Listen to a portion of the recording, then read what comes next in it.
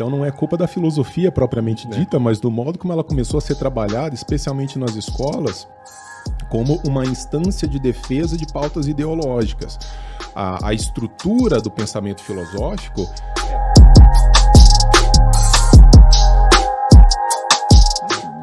E, Denis, você se autodenomina um liberal, sempre defensor do liberalismo e tudo mais. E você está dentro, já recebi essa pergunta 1000 vezes, né? Mas acho que eu me sinto a obrigação aqui de fazer. Você está dentro da Universidade Federal. Pública, sim, né? Sim. Como que você justifica, não só justifica, mas como que você enxerga esse panorama de, sendo um defensor de um Estado muito mais enxuto, estar dentro do Estado? Que estratégia é essa? Na verdade, se você pega toda a literatura libertária, liberal, mesmo parte da conservadora, essa é uma coisa que aparece em uníssono, na verdade, que é a gente precisa ir para dentro da máquina para destruir. Eu chamo isso de Operação Cavalo de Troia. Eu confesso que quando eu entrei na universidade, eu entrei como professor lá pelo ano de 2007, 2008, eu não tinha isso muito claro. Eu entrei porque eu fiz filosofia, eu fiz graduação em filosofia, e não é que eu pudesse abrir também um escritório de consultorias filosóficas, porque eu ia morrer de fome, ninguém está muito interessado nessas coisas. Então foi um caminho natural, de professor de ensino médio, professor de cursinho, e prestar concurso para entrar numa federal, então era o ápice da carreira de um professor de filosofia no Brasil. Só que aos poucos eu comecei a perceber a estrutura deletéria do Estado brasileiro e como ele é, em grande medida, causador de males terríveis da sociedade.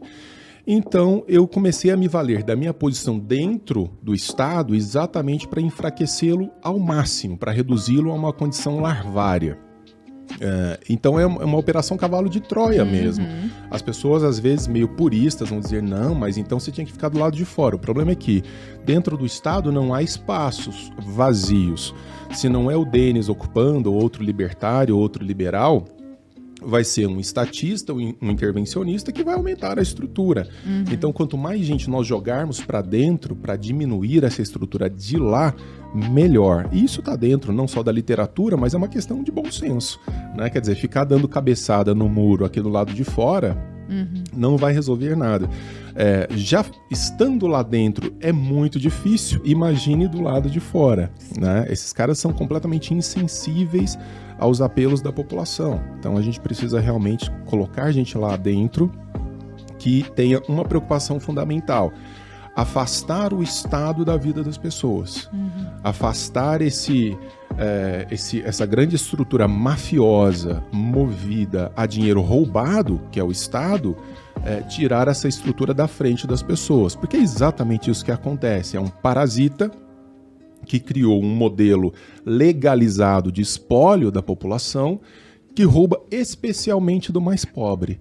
O mais pobre é o mais penalizado nessa estrutura tributária e é o que não participa da festa, é o que não participa da farra. É a máquina de moer pobres do Ostroviec, lembra? Exatamente. É uma máquina de destruir gente pobre e, de pior, reproduzir a pobreza nessa estrutura comunitária. Por isso que é muito importante jogar lá dentro uma espécie de um antivírus que pareça se adaptar ao sistema, mas que está dia e noite trabalhando contra o sistema. Essa é uma função que eu considero das mais importantes hoje no Brasil. E, Denis, você comentou a respeito da faculdade de filosofia, né? Puta, eu sou naturalmente persona não grata, né? Imagina. E vocês dois estudam filosofia, né? Eu queria entender qual que é a importância da filosofia, porque quando eu penso em filosofia, né, eu me lembro, por exemplo, do meu ensino médio, né? Ensino médio você não quer nada com nada, né? Eu era aquele jovem que eu tava cagando pra tudo, não pensava em nada e tal. E aí eu me lembro de um professor de filosofia, eu estudei no Pedro II, lá no Rio de Janeiro. Colégio tradicional e tal. Na época não era tão dominado ali por ideologias, alguns partidos políticos, inclusive. E eu estudei no Pedro II, estudei no Cefet, também fiz o técnico ali.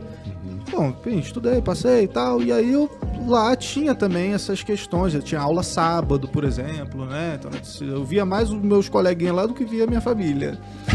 E aí, eu me lembro, cara, de um professor de filosofia que tinha lá, que ele chegava com umas roupas, parecia umas roupas meio rasgadas, um negócio meio esquisito, cara, parecia um... Alternativo. Bicho grilo, E aí bicho ele grilo. subia, cara, ele subia na mesa, assim, ele ficava em posição de lótus e ele, vamos meditar aqui por 20 minutos. Cara. E todo mundo ficava olhando pra cara dele, um sábado à tarde, um calor desgraçado, ficava olhando pra cara do maluco, o que é isso? Aí a pessoa saía da sala, assim, não entendia nada, assim.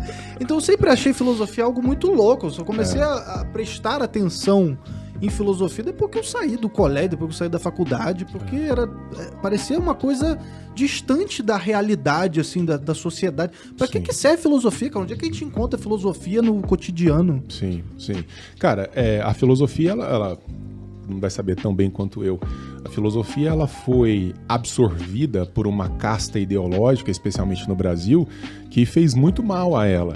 Então não é culpa da filosofia propriamente dita, mas do modo como ela começou a ser trabalhada, especialmente nas escolas, como uma instância de defesa de pautas ideológicas. A estrutura do pensamento filosófico é algo que surge na ágora, na praça pública. A filosofia existe porque nós existimos. A filosofia sobrevive porque nós estamos aqui. As grandes questões relativas à nossa vida, à nossa existência, ao mundo no qual estamos. Então, a filosofia é um exercício de investigação do homem, da natureza e do mundo dos mais belos.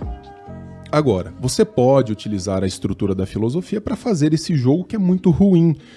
Terapia de grupo, essas coisinhas de bicho grilo, de... Abraçador de árvore. Abraçador de árvore, plantar gente nua, né? Essas coisas assim que... é o dedo no furinho da frente, fazer uma roda. Mas a verdade é que não é culpa da filosofia, mas culpa de uma galerinha que faz um mau uso dela. Filosofia é um dos exercícios mais nobres que nós temos. O Bruno comentava sobre isso, né, que o trabalho que ele faz é exatamente um trabalho do filósofo e é mesmo de uma investigação socrática. Quando você senta diante de uma pessoa que diz, olha, eu defendo tal coisa, eu apoio tal coisa, eu penso tal coisa, e quando você pergunta a ela os porquês, ou seja, dá a ela o espaço necessário para ela refletir sobre os porquês dela pensar assim, coisa que não acontece no cotidiano. Nem sempre a pessoa... Isso é exercício filosófico. É o que Sócrates chamava de reta razão, de uso reto da razão, ou seja, dar as causas do seu pensamento. Por que você pensa como você pensa? Por que você tem essa opinião? Muitas vezes a gente tem as opiniões, os nossos achismos, que são pré-intuitivos, a gente toca e só busca gente que concorde e não quer dor de cabeça. E Sócrates ficava lá, até sendo mordido em praça pública, né? Sendo socado em praça pública. Por que você pensa assim? Por que você acha que o amor é isso ou que a justiça é aquilo? Não tem nada mais belo do que uma vida bem refletida nesse sentido. Você quer complementar? Sim, pois é. Esse fenômeno que você narrou agora do seu professor, ele é mais relacionado à sociologia da filosofia do que à própria filosofia, né? Ou seja, a filosofia é uma atividade humana, nobre, como o Denis disse, mas nós somos seres humanos e a gente acaba... a filosofia acaba se mostrando para nós na sociedade por meio de livros, por meio de professores que são malucos ou não são malucos, enfim, não é culpa da filosofia em si, mas do modo como ela se apresenta pelas pessoas que se arrogam o direito de apresentá-la à sociedade, né? Então, realmente existe uma casta de pessoas que tomou conta da filosofia, não só no Brasil, né? Mas, enfim, eu acho que é inevitável que ela se apresente de algum modo, mas, enfim, a gente precisa redescobrir, né?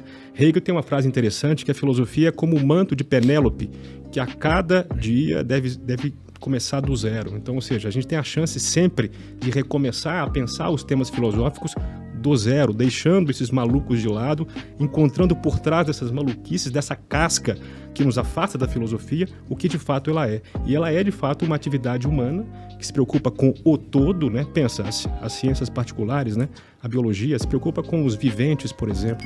A filosofia se preocupa com os viventes, com a pedra, com o universo. Enfim, é um esforço humano de abarcar o todo racionalmente. Isso é muito bonito, é muito interessante, é muito profundo e é uma pena que nós não conseguimos sempre, as pessoas em geral não têm acesso a ela, embora tenha o potencial, né?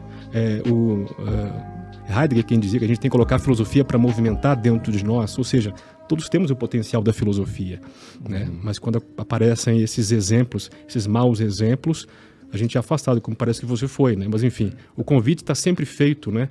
A gente tem preocupações, a gente tem fissuras, a gente se espanta no dia a dia com as questões, e o convite que a filosofia faz é justamente esse, é de aprofundar naquelas questões para entender quais são os fundamentos e entender, eventualmente, que tudo está muito relacionado, né? Ou seja, a realidade inteira é una e a filosofia nos convida a entender essa unidade por trás de tudo.